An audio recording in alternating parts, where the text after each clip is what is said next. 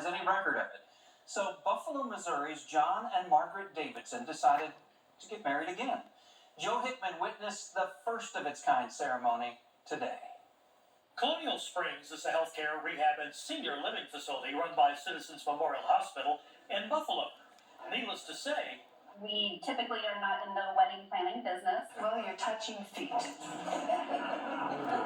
what counts. But they were today, hosting the nuptials for John and Margaret Davidson, who met back in the 1980s over a CB radio when both were truck drivers. They ended up meeting in person at a truck stop where Margaret was quite smitten. And I stopped dead in my tracks. And I said, God, if this one's not had, he's mine.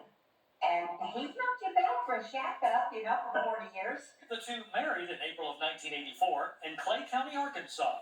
I thought we did anyway. Yeah. A thought they held for almost 4 decades until Margaret came to the rehab center after colon cancer surgery. I'm cancer-free now. But as part of her Medicaid paperwork, she needed to show her marriage license.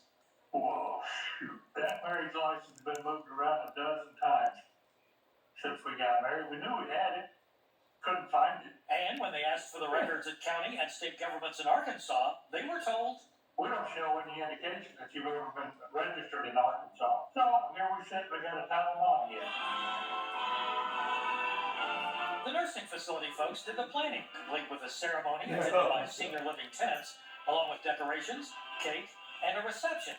Everything except No rice throwing, nothing that could potentially cause a slip or a fall. the newlyweds took some good-natured ribbing during it all. Hey, do you realize you've been living in sin for 40 years? And I said, yeah, and it's been a lot of fun. That speaks well for a couple who also spent 7 years as co-drivers, 24 hours a day, in the same cab, side by side.